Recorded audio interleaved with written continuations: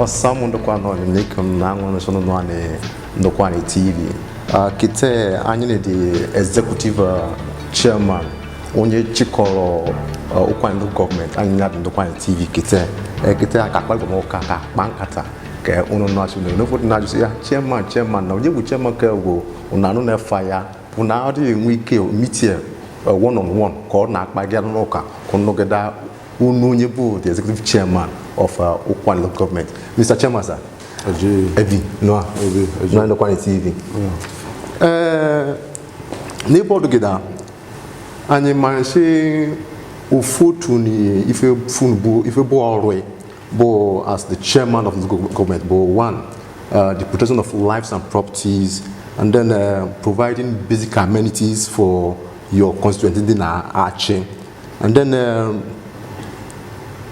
Called together, although if you can ask Sweater, in the office as the executive chairman of this council, how far have you fared for this past 2 years plus in Achigida? Yeah, my brother Ajede, called over the Kekeluni Wigwe, Elumen Bakbambo, Abia council also planning. Yes, sir. Njini kene funu lenu no diashema kwa Ukwuani TV onye no na paroka ewe maunji kutewuri ji yoni chairman na paroka boya malu office gera yende otu neji otu nanwa obaya but onye no gera ni kete bo possible Ajede bonyo biaroko kala mena chigira Ukwuani local government council. Yes, sir. Ezoku ye kweshu no gena kwaroka se o me fa sweato o di kalaru asweto do aso ne ma ayinde ne ochiche the local government council. Yes, sir. Ezoku jikaje basa ne ochiche kene ne aso ne begane ne lendo ibo ne ko to be precise. Yes, sir. 8th of March 2021. Okay. West when I in Ishaye Kanya Basane, I am now Ilani Kugane, Ukwuani Kwashani Karo. Narwashe, if you don't know Ukwuani Chonakaro. And you're already good, Maro Ichile Moigwe.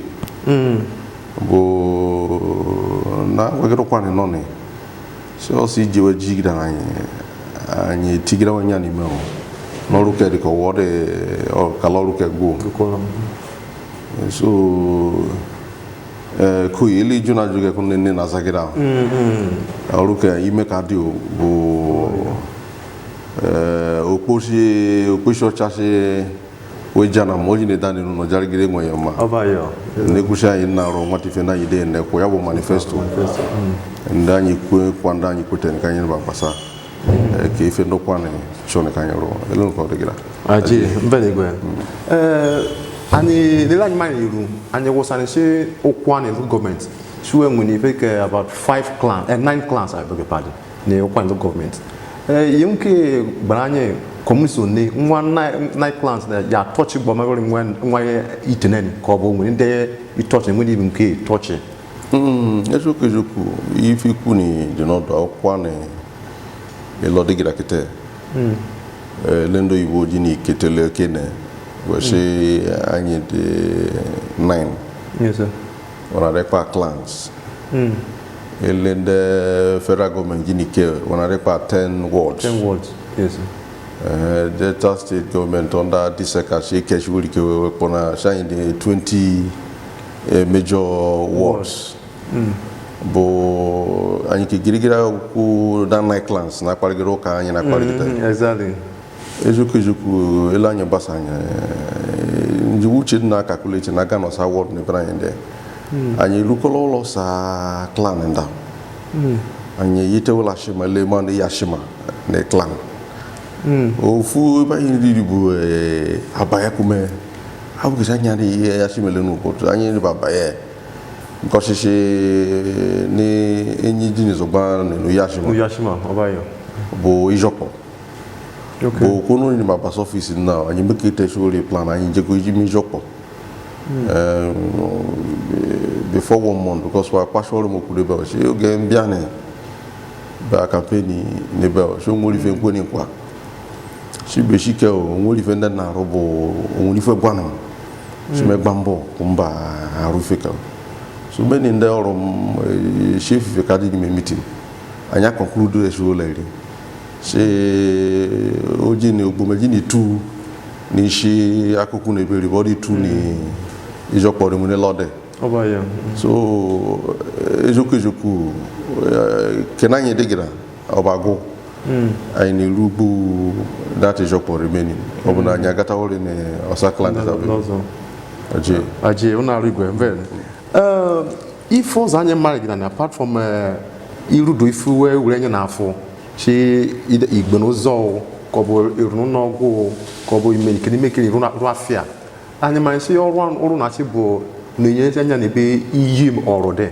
creation of jobs dealing kushi ya favor in that aspect ni be create oro wundi wigi na oru gina kene diga na ochi my brother nje kene igwe ejoku ebe ne itetu na ka wo ejugburu di ni mi fosi fenda neji ni guto civic gu ponde mare nwe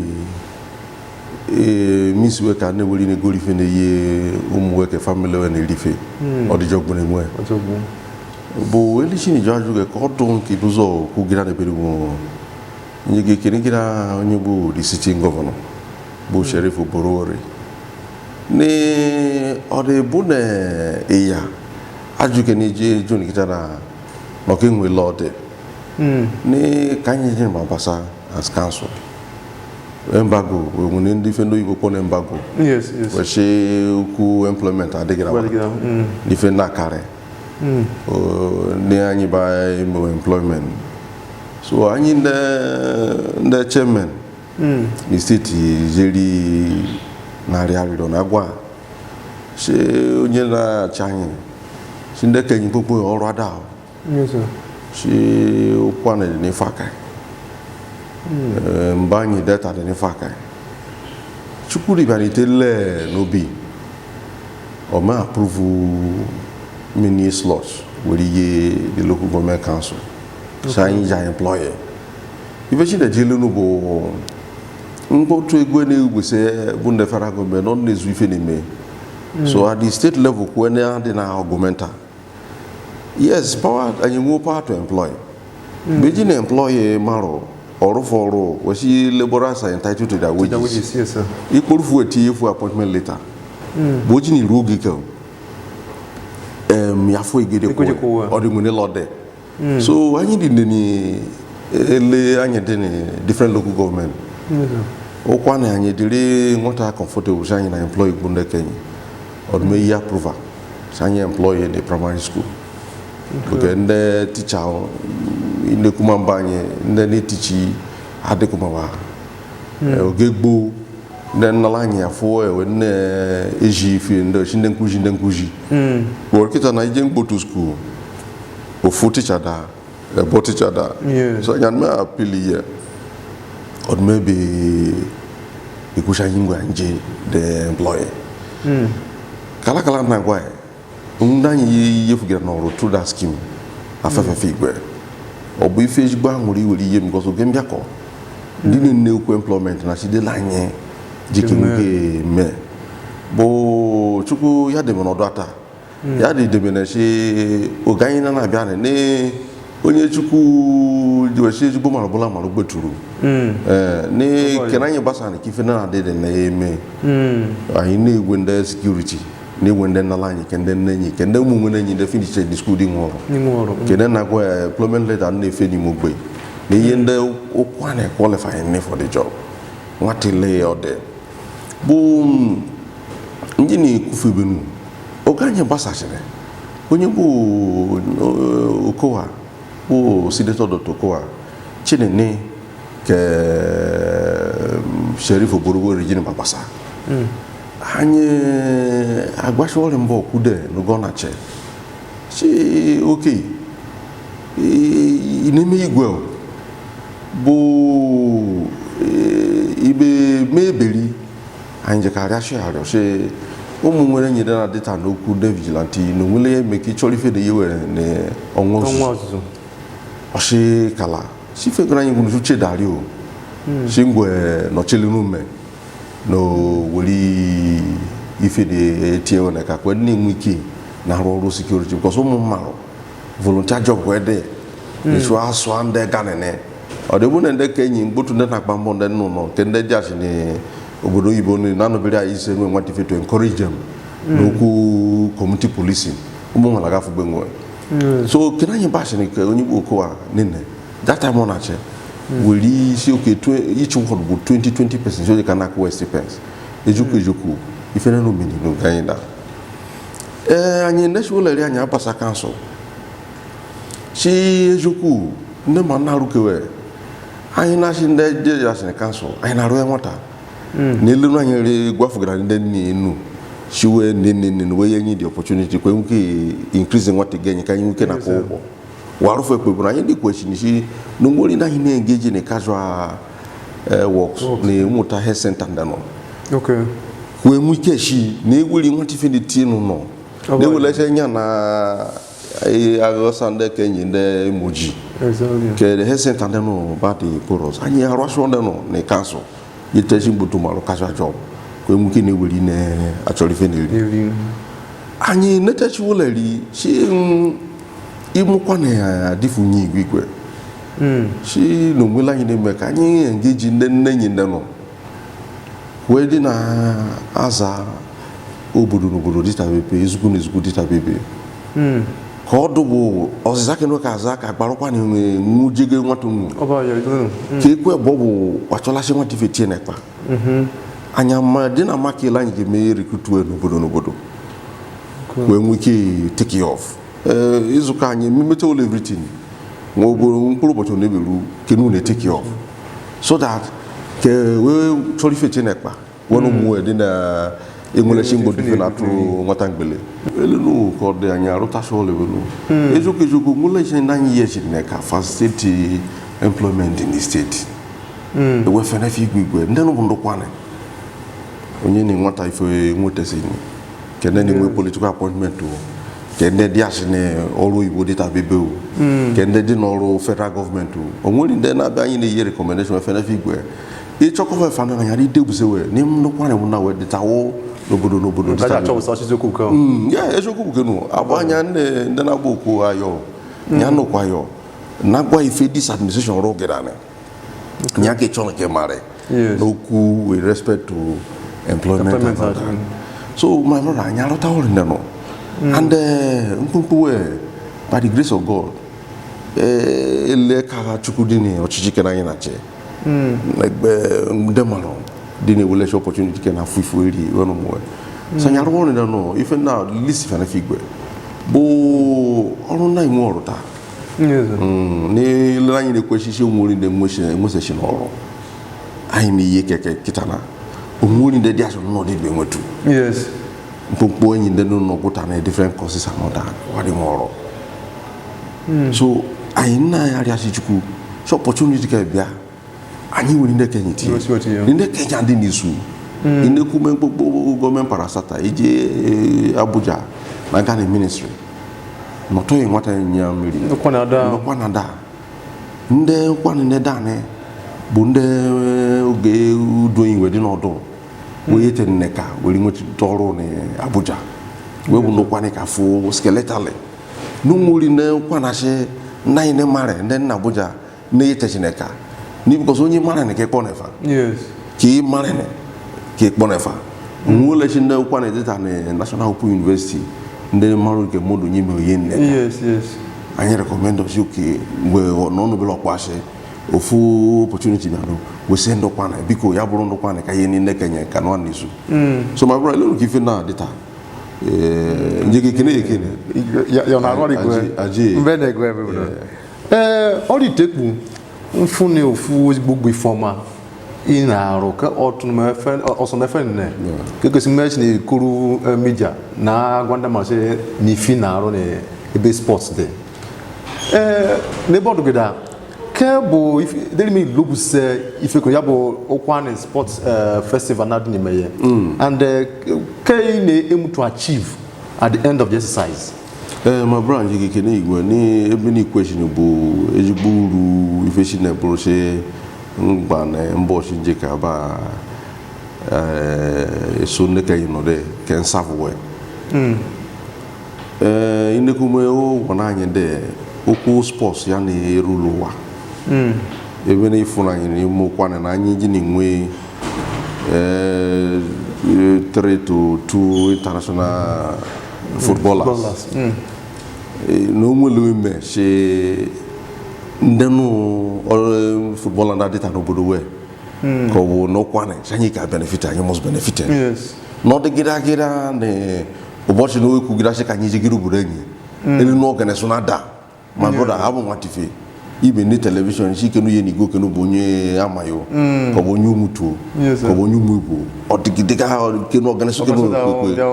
So, in it all, Medishe Uku sports, Yani Rulu Osozo, name Banya. Ukaya Nebia, you could officially got there. I can take when you know sports. Nime Ubiarona was like in the outside. Yes. Very cashing. And she didn't been no need will get organize competition. Marodi later salam, Alaja salam. Organizing a very big competition football to be precise. Yes, sir. Bukuma like that time. You could make any money in the question in Boka, go to a Jewish water, put on some local clubs. Mbuto eshak my worry ko travel je oyibo ko da ko duru ne beri maru ke fidelis oke motilije nano e host actually ko chino he dafe nano e host wori competition football e maru ke doctor ko maboko ono no bia o binomba na bene host actual competition popo we Dr. Moses kesi tuke nano late nano e host wori so anya wori na nya fo motife nano so guy nation ne as an individual ndi gurishi ife na naro chichi bu ife ke man na naro nji ni shinde so ife na naro nje karo aro to encourage our youth to know that Ukwuani ba she bu mu ki mo se those talents ni membanya. 2 the nation is a opportunity for me to bring our people together, particularly our youth, to fraternize, to also help in building the peace. Exactly. And help enable me to also enjoy that peaceful atmosphere. Onyu mutu nene posa ofu nyama ko ya agbo kun fun iwo nyama. Yes. Amanji mo ne. So that relationship one of the things I can achieve by introducing that subject matter. 2, for some of them to be able to discover that they have talent. Why she with this festival in me? In the water reporting listening, I am some talents in some areas. Me marriage one and that talent. Let me tell you, for the first time I gone many competition. We sponsored athletes to Asaba. And in Asaba, near Asaba Township Stadium. Ndekeni, je lost on Agba.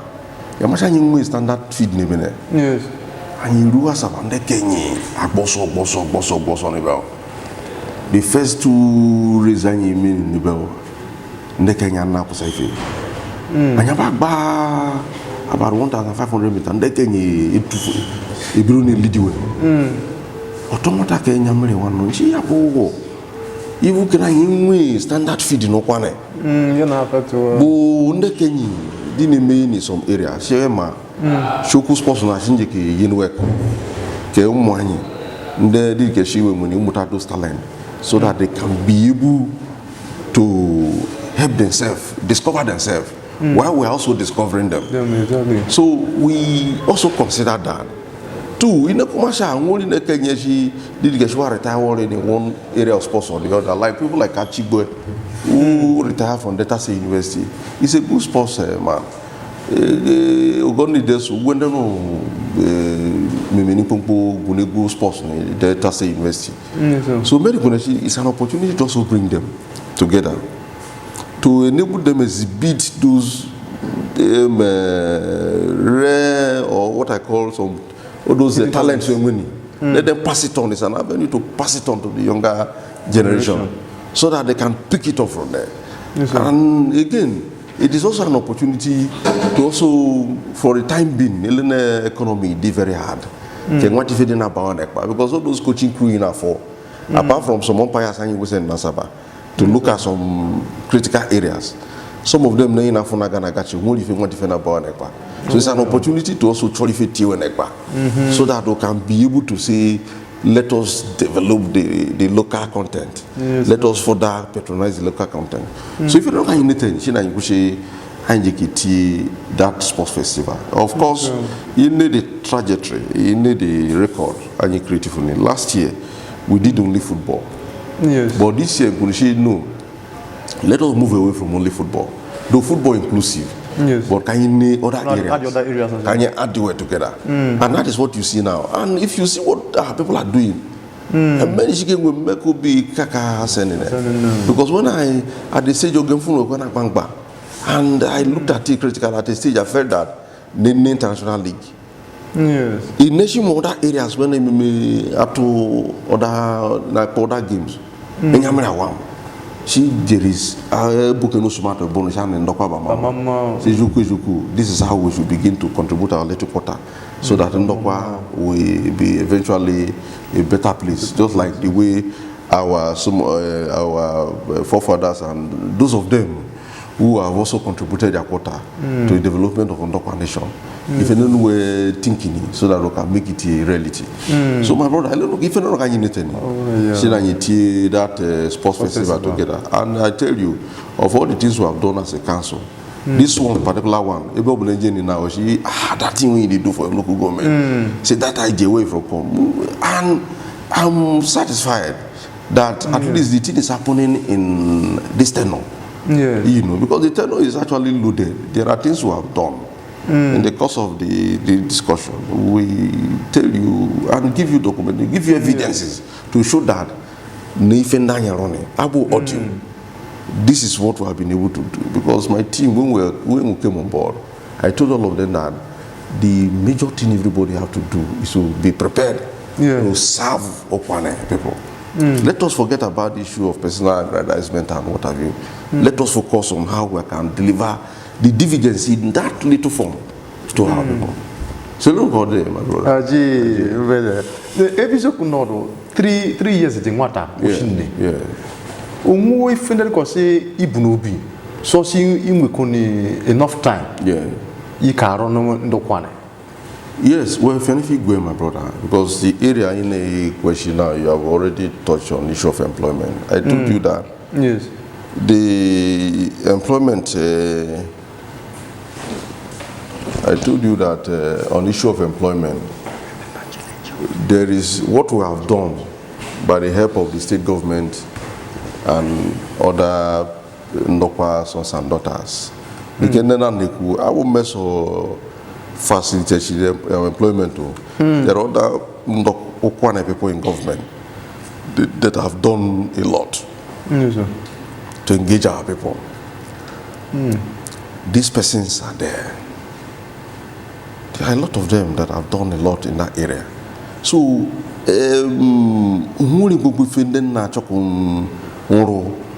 with respect to this area, in the Ukwuani now, there is need for Ukwuani to take the center stage in the area of engaging our youths and our people.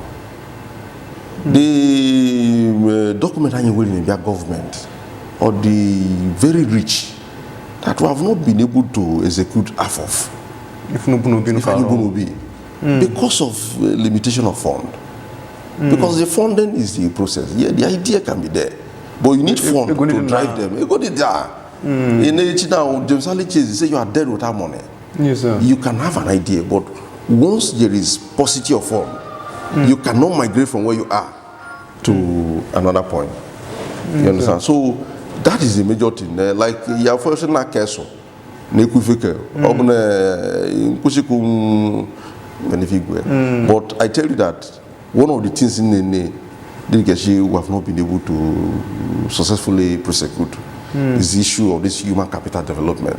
Okay. Of course, you also give me opportunity to also state the fact that Oganya Basane, there is one scheme it is geared towards employing people, rejigging the local economy to make sure that our people take part in making the local economy grow. Yes, sir. We did a very massive empowerment. The empowerment was that we looked at some critical areas where our people have gone to learn one or two trades or the other. Yes. And we said, take for instance, yes. Take for instance, if we yes, sir. And when you go in the Guri Malaka, but when you show Guru Imalaka, where Bama, we will Mapo. And you'll be surprised that Naman Nishini Lagos, Nishini Wore, Nishina Savannah, and Gapono. We shall Pono very clean. Yes. So many in the shops who are behind Gapono.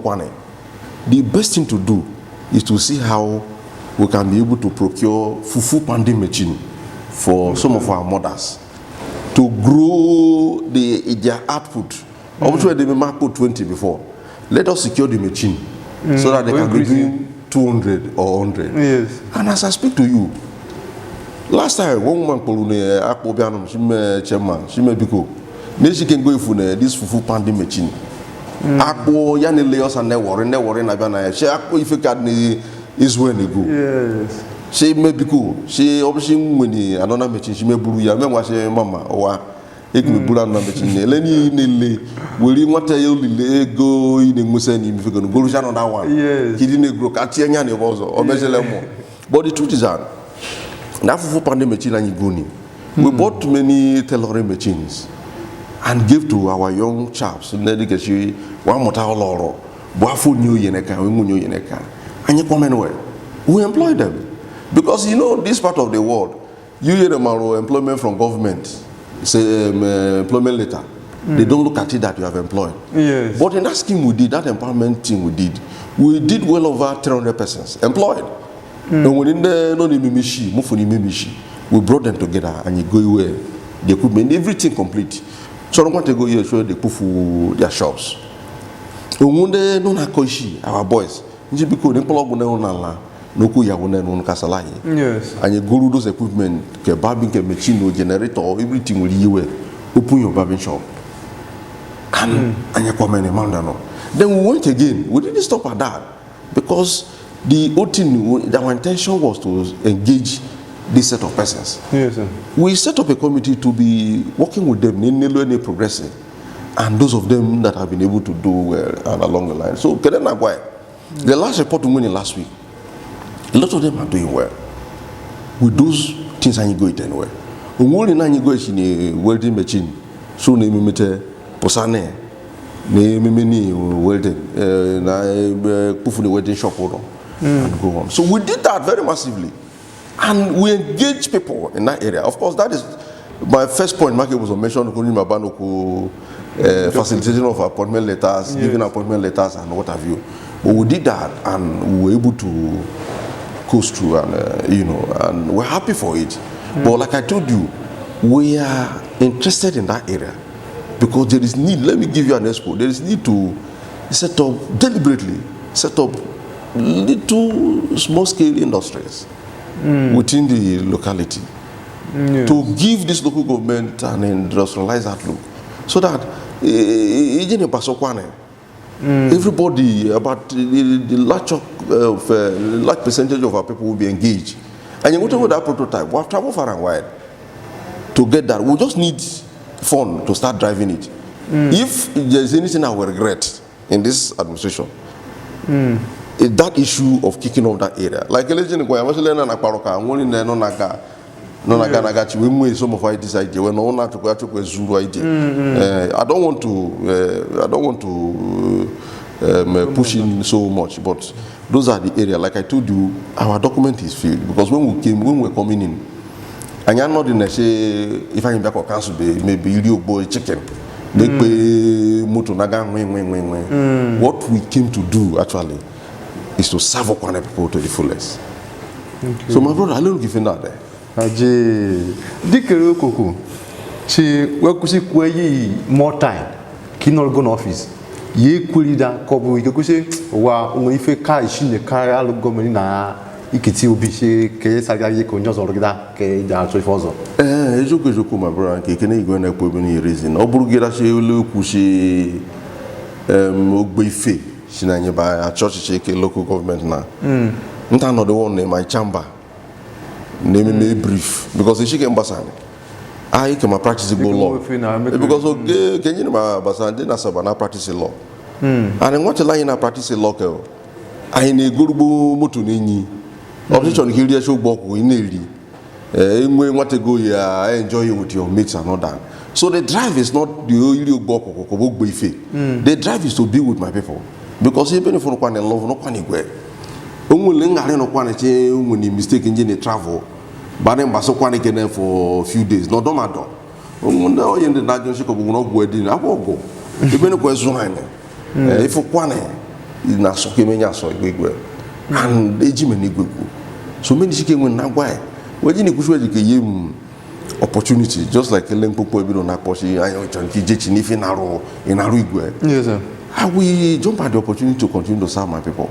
Because election in Gwa, and I never if I did on network. I did then with Yamasu whoops right here. Yaman Nelu Mena follow. Exactly. When you get Guayuku, Yazuru the idea. But the implementation you can implement because you have the originator. Okay, so Pokufana in Dimin network, and Yadi Lujewaruji. Okay. Ejina Mekulum, she doesn't with the idea, but can you move it? I need Elina Roa. Elina Roa, Bowman, say. Anyị narko man etikume ife no do onye ni ife ditawo no do ya eleno ko de my brother ndo yibo na so far so say power is not given, power is taken. Yabo onwo ability steps in place, plans in place to ensure that ye jikeme ki because we for a continuity na ejin yare now onye dey marry your idea or bia or option say possible runable then abo plan ubuse ifozo we plans in a team in place to ensure that the some funu will say ki bia ba continue na ro where ye januku we ye fake elenu ko de my brother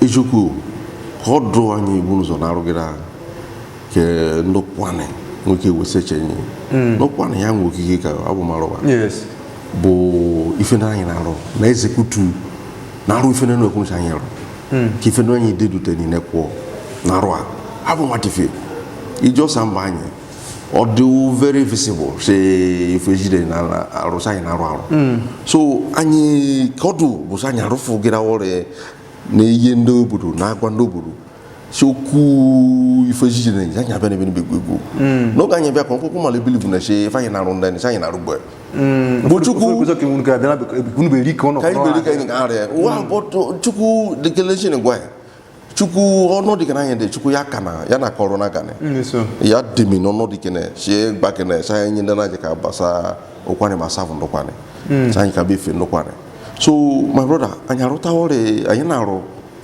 na goshi Ukwuani she oru kene wejise nanyi she kanyi di me very seriously because the weshi onu maro onu mo yes the Latin she voice populi voice de ife onu maro kuni ke chuku de na chineku o she bible she ife unanyi kweri nebini ke chuku kweri ne bode ya she na burse ayi na savu Ukwuani elo chona kanyi savu ke chuku be ne she ko mumi ko marowa anya amaro mo ke beni so ne she power is not given, is taken. Yes sir. Elunu ko de bu inilo wano na aga kitara. You must also align with nature. Yes sir. You must align. How do you align with nature? Mando marodi ne gbambo turu koko yi she dey represent we. E no une be o. Ni se shegu no ndi ngoni ne nu ye ka ro ifo ji ni jero. Ne ke choke karendo wa ye ka. Yes. Chukwa no ife na no. So actually in no dey get out with the people. Now really the people she dey Kechuku ya di mweke noro. Not depending on the power that be. No, chuku ya mwebe no. Yes. Bible say chuku ya na ye hodo. Yes, sir. Ya giri ni no giri obi eze. Elo cho de ko meme. Ele no ko de anya na kweli ni chuku anya gogo. Ebe no chuku de ka de gira. Aje ya be joka wo. Membo nwa chuku e. Aje. Nwa chuku e. Lebe security dey. Ni security dey pa ibo e. Kebo your challenge ni ebe security dey na Ukwuani. Of course, you only see my man said in Ukwuani. You feel like Rofashi do security there. You also put security. Chuku yangwe. Yani chobodo. Yani chobodo gera. Or she self chuku did chobodo. No chobodo ni change. So everyone get out there doing. I na ro na mwaye. Bo no mwele yangwe mwele some challenges in the mweteni. Some of the challenges stem from the issue of the societal hearings, because some of these societal hearings they give rise to some of the breach of insecurity in Yes, sir. But we are also following up in that area to ensure that local security challenge does not flow from our people. Okay. With respect to those areas. So I'm not checking now. But the only major issue is the issue of the incursion of the Fulani headers. Okay. And that is a major thing, a very serious thing for us.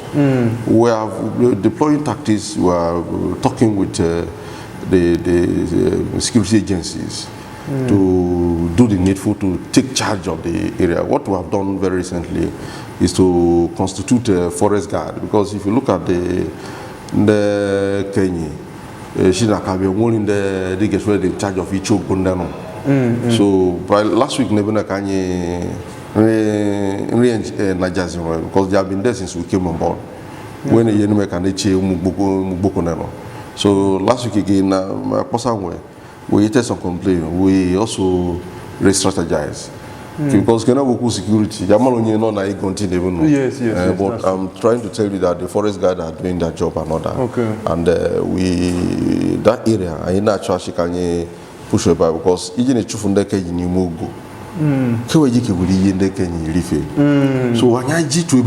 that is why we are partnering with the state government. The governor of the state is listening to us. Okay. In all our strategies and all that. I say, Chairman, we can't compromise that. Anything that has to do with our people, Chairman, we can't compromise it. So what you are doing is in line. The police, the army, and everybody, all hands is on deck. Okay. And we are doing very well in that area. So, but I just thought I should mention it, yes, sir, so that you understand the extent of what it is. But again, the one major area, again, I would also like to mention, is the issue of the drug intake, the drug consumption by our youths. And then I must well laugh with Allah. Yes, and apart from that, only destroy their future. We need to destroy their future. Because in the life of going for 1 hour, 2 hours, we don't know fuzo. Or if any many so we teshi ne log can we learn. Or we jeffully so water. So we couldn't work a village. So even if I need very seriously, I called a meeting, general meeting, to communicate to the line, traditional ruler, to also see how they can be able to talk to our people, so that the Kenya, then I go, can then I talk with like before away. Because I don't want the situation. You make your projection 10 years time, you see Egako now, or Fuar Mamalaku for Lela. No, so that area can get now, and we are very serious about it. Both the supply and the supply chain will want to cut it off. Can then consume will want to cut it off. All strategies on ground. There's going to be a serious crackdown. And you have to know because I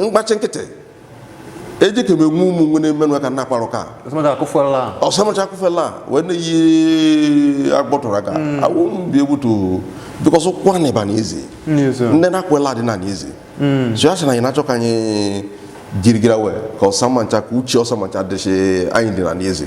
So that is what we are doing. Ajede. Umweni one accusation wa accuse unu de na local government shinoge poge. che unu na encourage crisis n'obodo na nga che ụmụ ni security vote ndị muse nje na akpara ego king nwere ike kwuba any that kind of allegation against the government chairman ejuku onye na-ekwu ife kenu mebụ nwere ife n'ọnụ achị chere na-ekwele no but jike mbasa gịra this administration anya we have not taken part in encouraging crisis. Do you know what it means to encourage crisis? As we keep you cannot encourage me. Because in the Ghana, there's no as a council chairman, no matter when there. As we take a Rumane. Because your man will you good in next minute. Yes. He encourage a crisis or baby no. Or they will live there. So, they take a part in encouraging crisis. Whoever that is the propaganda of that theory, I don't know where the person is coming from. Because actually, in the security vote, or that's enough to combat some of these crises. It's not enough. Yamashi didn't feed in a bobo. You know, you kakafundena emisigo. Obre no the fashion we will share ye. Shingwe biake ba rorun na wana ro.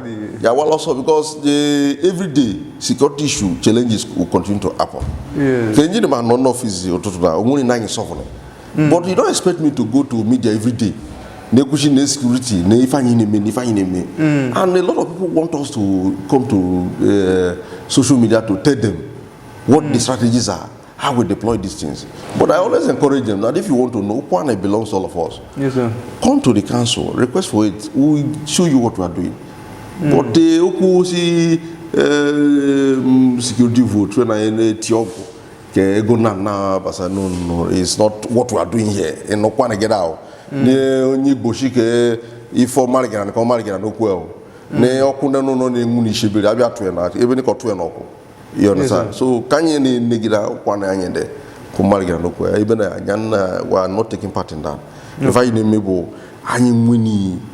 Full what I call ready response to any issue and you forget anything gone up, sir. We move down to the place. June the can you tell the carry also when you suffer when you know Nayaba. And we have made so many mark in that area. The evidence are there, documentations are there, everything is there to show that I now make sure we provide what I call different from what people used to know. Okay. Yes. Ni anyage vile yebe karana neso ge. Ye muke take na ngwata oge. Ki gbananye ofuti fe yegusi ni findi rufugdane. No kwa no government. Ajede my brother. Ebenu anyi ne memetos vedana banyagba ne benu ngone lode. Nende kenyi de ne mbanye when I gonte. Yes sir. Oganye biro na administration kene under 80 days in office. Anyi taking a bold step to execute projects. Yes, the first in line was that we went to Obeti. We saw that from Obeti to Oliogo to Ndemili, there is no good market there. Even going to the neighboring village there, where they have the Eka South and Eka Northeast in one corner. Then you push it down to Umutu. You see a market in Umutu. But when I said, let us float a market, let us upgrade the market in Obeti. Okay. To act as a major point where all other communities will rely on to make it a market hub. Okay. And we went there, we looked at the market and we demolished those bar structures and erected new structures and revamped the market and positioned the market. And I tell you, along that plane, that market is outstanding because it's something that we did with our mind and we did it with the reason that we're going to make that place a market hub. And I tell you, that is a major market in that place. All the goods we made from that place to Demili and all that come lands in that market before it takes off to Warri and some other places. Okay. So we did that and within 80 days in office. I'm not talking about 100 days because this is issue of 100 days. When we were coming, we made up our mind that we were tired of 100 days. That we needed a more precise step to tell them that in governance you can deliver when you are focused. Exactly. So we migrated from there. We went to Umutu and we saw that. In a primary school in Umutu, Igoshina no Puru Mango na Mwife.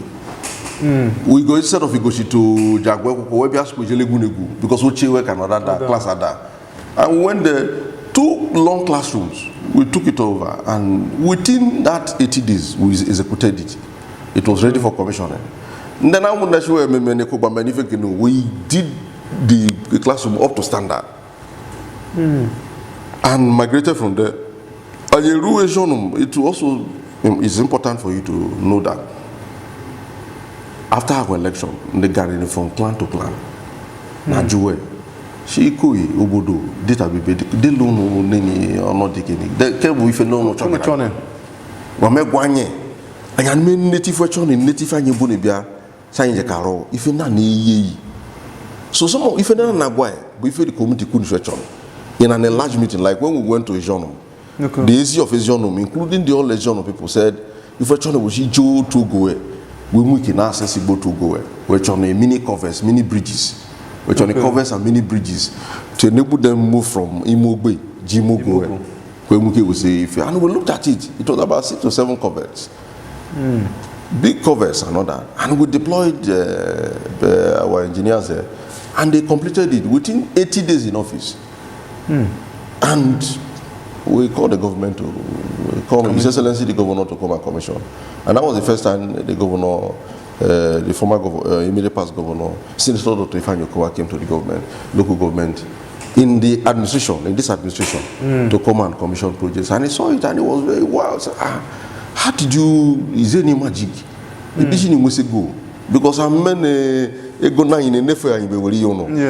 We look at it. Anyamori fe na bia from Abuja na aba ne poso. Anyamori fe na yin ejina argumenta. They line me fe nene. You will go eka bia ba roro in government. Okay, we management cardio. Because the goal is to make Ukwuani people happy. Yes, sir. And we did that. We migrated away from that. Of course, I told you, Oku, the empowerment and we captured over 300 persons in our empowerment. Targeted at the local economy to make sure that our people are self-sufficient in all ramifications. And we did that excellently well. The whole thing went viral and people were calling from far and wide. My brother, we have not seen this kind of empowerment. We have never seen this kind of empowerment. We migrated. We said, okay, let us see how we can be able to also push on.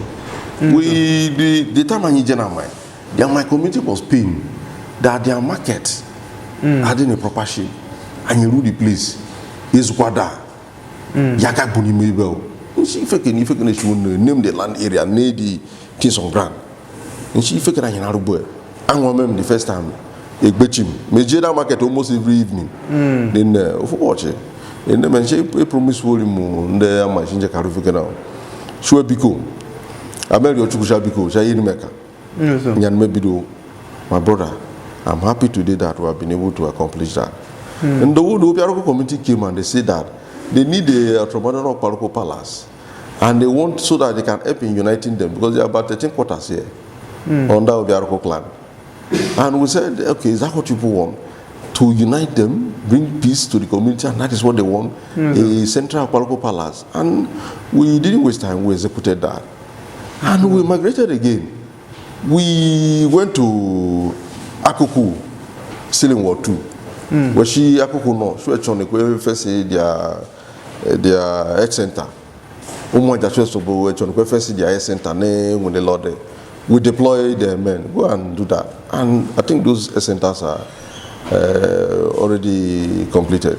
Umo Kwata, they want the same thing. These things will not just go and execute things that are not people oriented. It is what the people are saying that let's do for them is what we are doing for them. And we did that within the shortest time. What people celebrate in the full tenor, we are doing all these things within a few months and we execute them. And we left there. As I speak to you, if you go to Ajede as it stands today, also came to me, the traditional council, that they need the Unutuku Palace. And as I speak to you, it's already completed, waiting for commissioning. We came to Obiaroko again, we saw that the local government, the issue of meat consumption, order to again the market, there's nothing to write them apart. I said, no, they will be feeding our people with poison and all that. Some diseases in the Africa and all that. So in order to clean that, we established another meat market. The meat market took us a lot of both fun time. And as I speak to you, we have completed our project, is waiting for commissioning. And we said for Ukwuani local government to be in the world calendar we need to reposition the legislators, because the local legislators are the drivers of the local economy. If we sit down and allow them to continue to choke at law in an environment that is not conducive. In the first day visiting the chamber after my swearing in to go and present the budget, and everyone was in this area. I said, how can it now be said that the Ukwuani local government, the council chairman, will present a budget? So we quickly said that where they are using, we'll put it to work. Let us see what we can do with the building, and if we can make it a source of revenue to the local government, and not that once we have money, so that we can convert it to a modern hall where people can rent into for events and all that. Yes, so, but let us also push the legislative building very close to the executive aspect, so that we can be able to minimize the issue of duplication of buying of generator. Are you going to build? You're going to build. Okay. So from what the analysis is, it can serve the legislative building. So we put up another modern legislative building. One in town. If we Ghana buy the 36 states in Nigeria, our legislative building can compose their status of assemblyman. So we built it, furnished it, state of the art. This thing. The day we remember commissioner, the immediate past governor, Senator Defan Yokowa, I just Chairman, this is magnificent, and he was very, very satisfied with what he saw in that place. And the building is just right there. How we get because year in, year out, people come and sit in a place that is dilapidated. But we said, no, we are going to improve from that. And that is done there.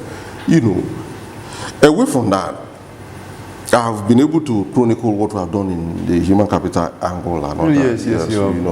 So, by and large, we have done a lot of them.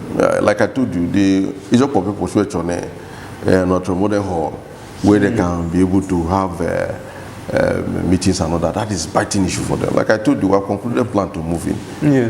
When I met with the Boo of Umubu, he told me that if Chone was to open up the road between Ugono and Umubu, so that they can be able to be assessing Ugono from that angle. And we said, 1 minute, we deployed there. We see the water system in the community, the bar.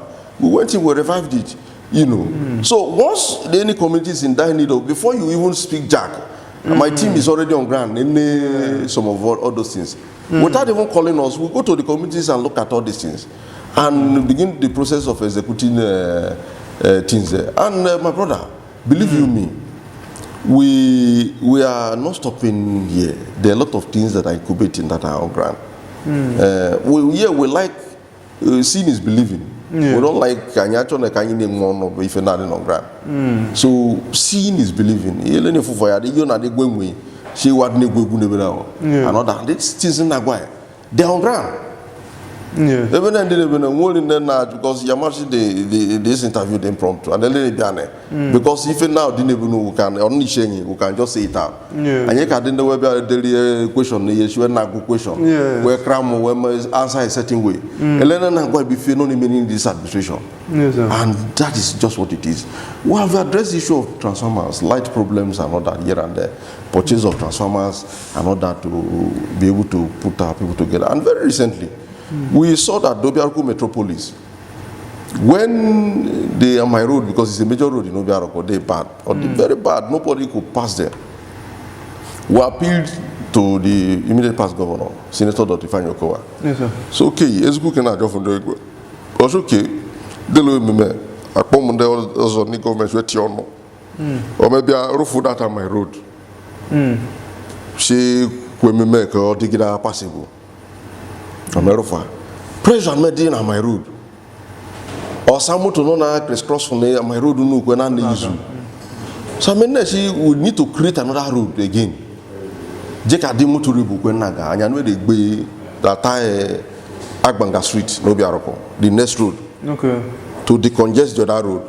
So we tie the road from the old road to the express the road they passable if I in a manner to how to Keja people with that Jakbofuma Nebel. You know, a lot of people didn't believe that local government can tar road. But we said, well, let us do this for our people.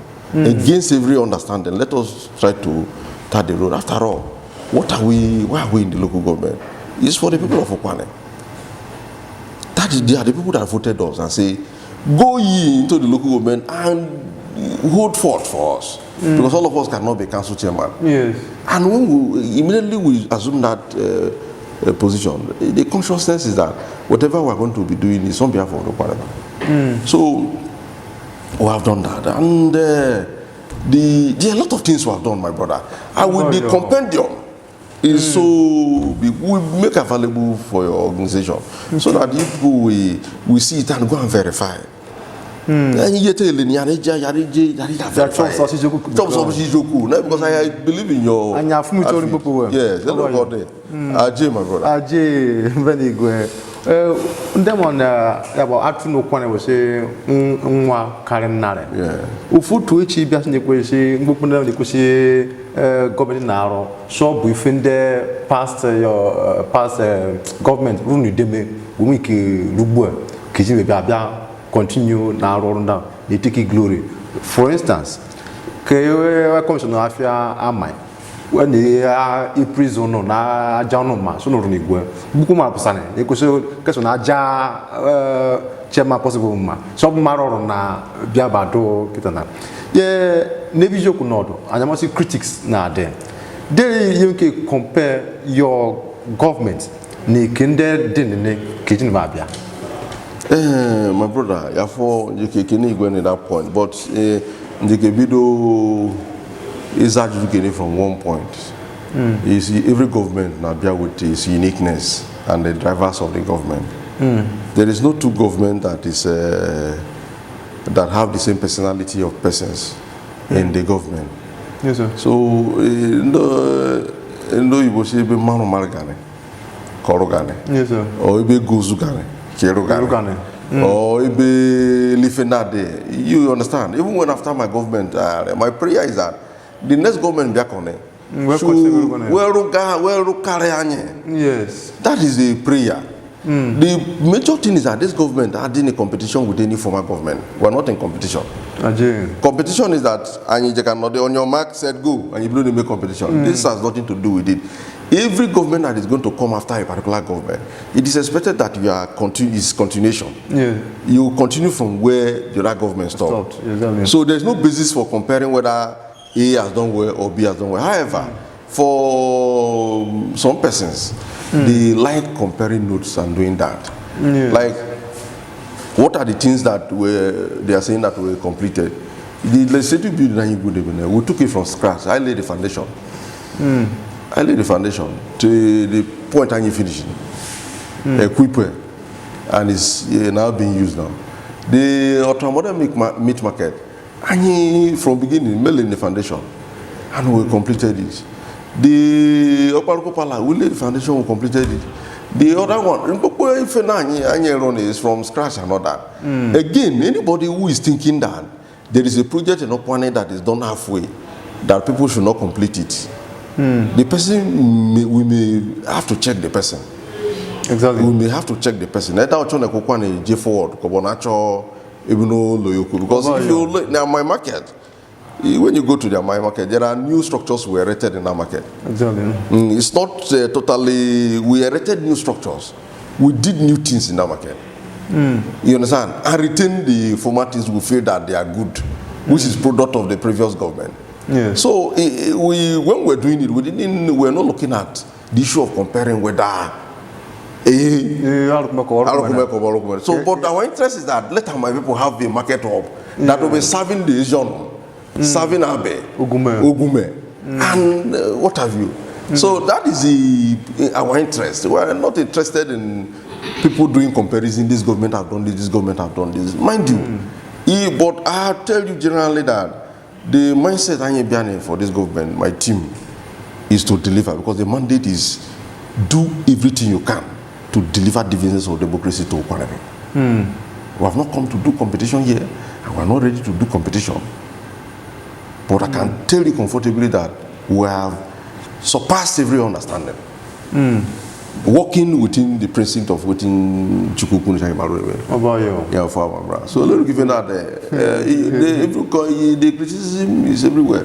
When I make you know what they did to Onyebo, our elder brother, and Bo Jesus Christ. But go back and you the Bible critically. Therefore, the way. Mama, anything to mean. No, then Nazareth. No. She. Joseph. Onare kameta yana vya shoji ka change water to wine. What na konyafa. The Bible, in fact, has it that Jesus Christ was not given that recognition in his own area, in his own place. So those of us that are Umuchuku, we understand that those persecutions will come, those talks will come. But what is it? That is not what we are living after. I need posterity, I need fair and narrow. I need amending our part with God. If you couldn't have a canal, I mean, if you are not thinking, because in the Bible, we critically that the art of man is wicked. But not all of them. We have a lot of good people. You just suppose if when I criticize it and talk to that person, you see that a lot more people will appreciate what we have done. But those of them that are singing the other way, we pray for them. We pray God to give them a change of heart, to think positively, because that is the only way Ndokwaje can mama. Mama. If a kakas and was not noche, or when I agbas, Ujikneka, Marunekene, Ujikneka, Marunekene, if you not soil and liquid, carry shape, Ebia, where you see Dickerone, in honor ni Nagusu, Yekasaibu. Izoku or Sajuana joy. Yania equal nature for nature, or didn't she, cause she or Bayo, Yabena Bayo. Kadibo, if you could see your gratitude, see inanga, see now I'm not sure obvious or no uchik now. One day you could say in the Yarikane, say Mikronikane. One day you could say you are grateful to. Because they made your government successful so far. Kodobo njeki kinekume chukuni ya yegira na opportunity kene to bache Ukwuani. Nekumopsi chukwu kwini na nuganyi bako. Okaba okabaga. Chukwu agwomi ne bena chukwu ya de nondo ata. Ne kirigira chukwu igwe. Nkene fu chukwu ndike no so Ukwuani. Ne ejuku ekpelo ekpeni do yijigbo ife jase so epona yin bena bo ayo ni mimiti fenana onwuru onye chukwu demeni shi hu ne chibene ife na unu chi magica onye kebule bauru ke senator Dr. Ifeanyi Kowa as a governor obuso god no do shi lolu nu nwata kene elenine o ka buru onye ojo wori Ukwuani ayi jene na kabaga so nekene Okowa as a governor there, he saw that this young man, when he could let us give this man opportunity. You understand? And the Momaro was able to do that. What of my leaders in Ukwuani? She not doing well, to lead you well. And then what she not then? She what I can know what I can do. Dr. Joe or Chowe. You know, Bokuwe, Okupowe, lead and and a figure. Maru did Okupowe, where if figure, the leaders, College of Leaders, the PDP in Ukwuani. Because also Kune, she was supporting what I can. Other Amaruke kind of way, these are party people. The party schools. They were when I was coming, they said this young man will must support him, Nijibu Maruga. Ma bonye mi bonye, ma ndena. Bonye ne gbata ma ndena. Iji ne bi wa nworo nye ya na de ne chukwu na de mesha bonare. Ya ma hinda na biological for an swore. Yeah.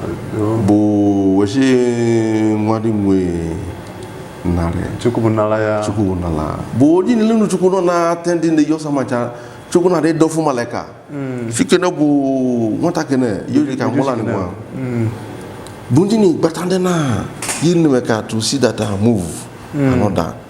After long ago, I'm a roof what I meant could do for Nikimaro or someone on you. Okay.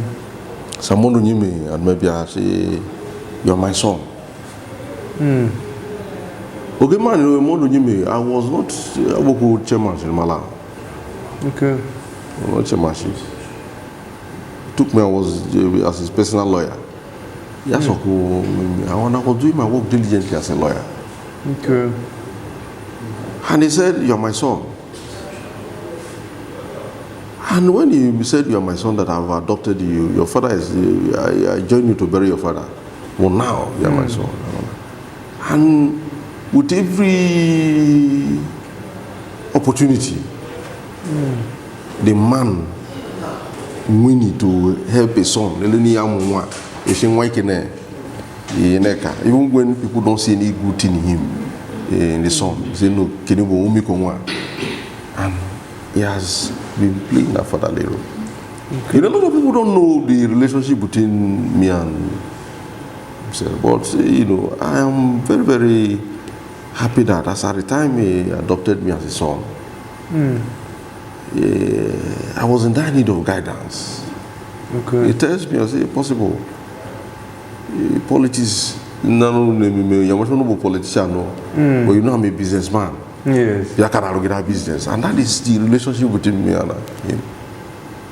Politics is secondary between us, father and son.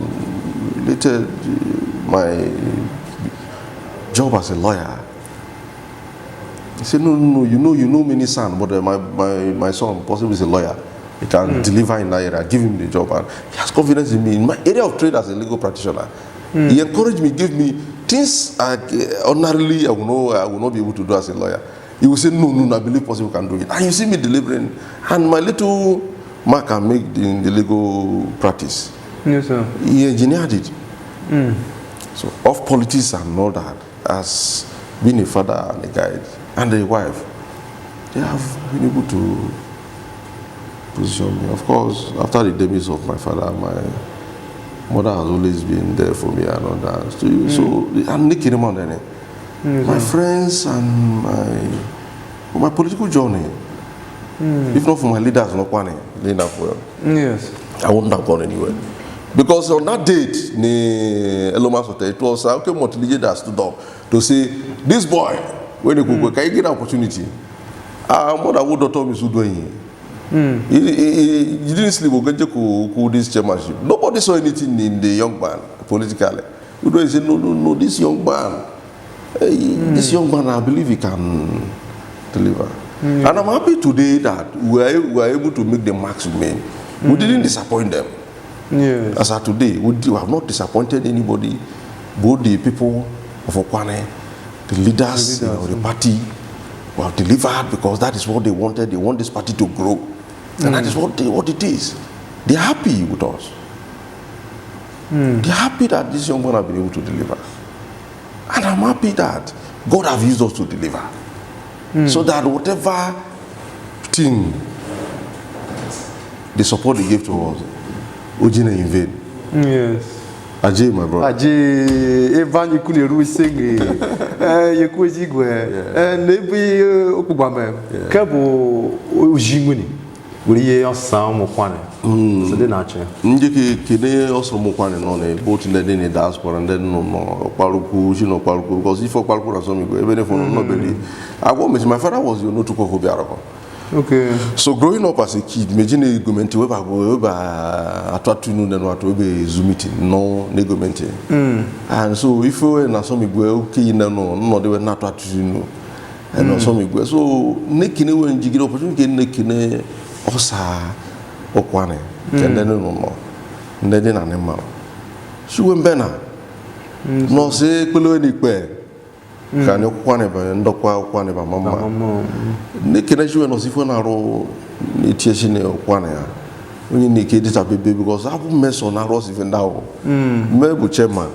But in the Palandani no go, Opaluku, no to go, or do Okwa, Bumuriako, Ozogino, Buiji, when you can narrow.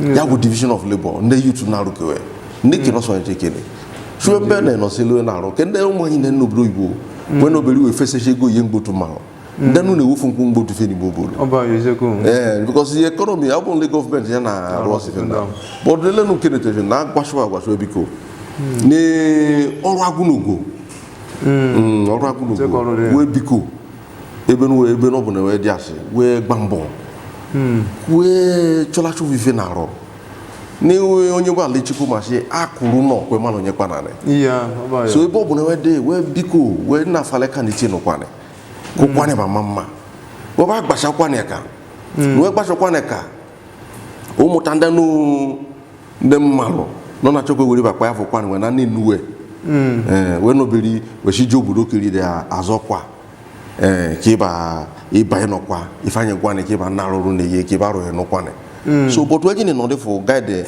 nda no de gesho acho no de ne mo kwane anyi nu rute wetufu we se sisa na duru kure gbegi so na ri aro se bo bu na we de we betie ka ko kwane badema ke kwane be kwenye no de we no bele so na gbacho no we ba no do ani shinere we de we no be we basashi obodo we no de no kwane di save kribi shimeshi gena bia kone we bia we no bele we to sa rice to sa no be yenya inde no ke otini eso kinde nenya maka bu nri no so na rio aso bo de development we more opportunity we help ndeke ye woro ni ndeke nyi motoro obodo na di memo ife na neje ebe obo na we de na rio so biga shi ne ekekokwo kwa ditawo we ba no di ne bo de kwa chenkete kokwa ne de lelo we no de we wulanya mare ndenu rigasi we di we muri mporoma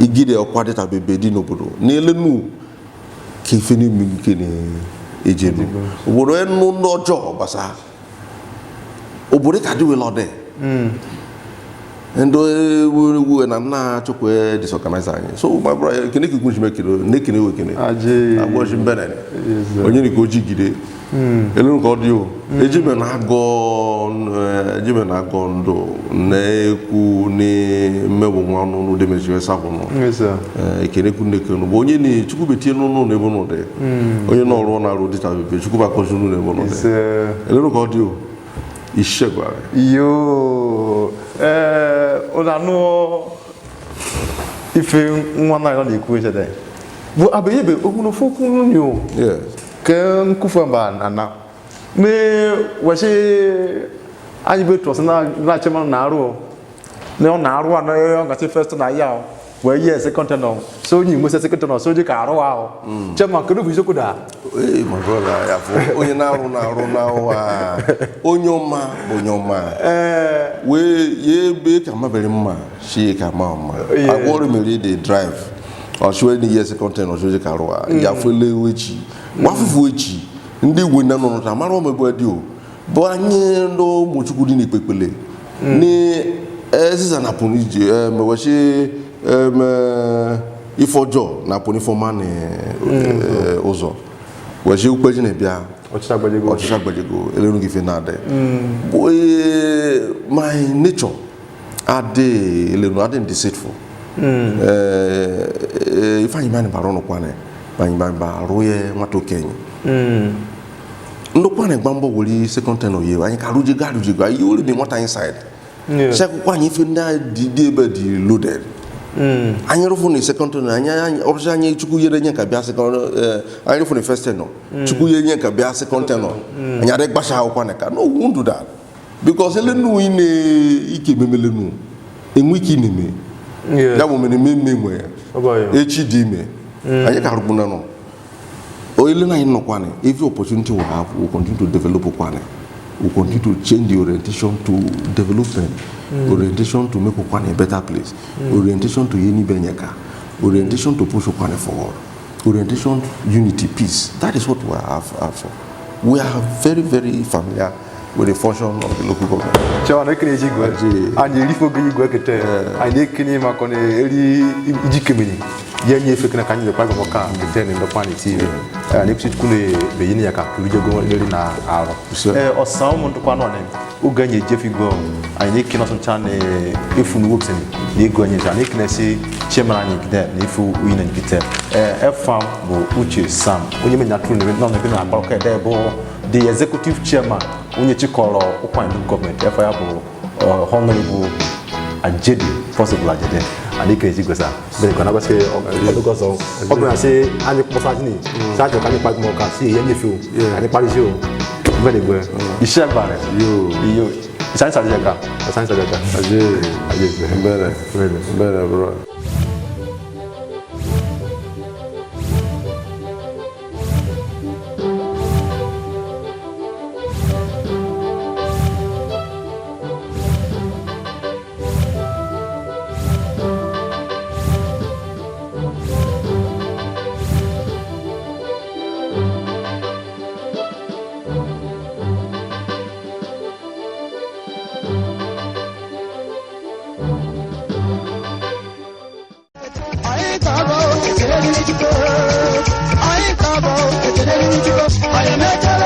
Sorry,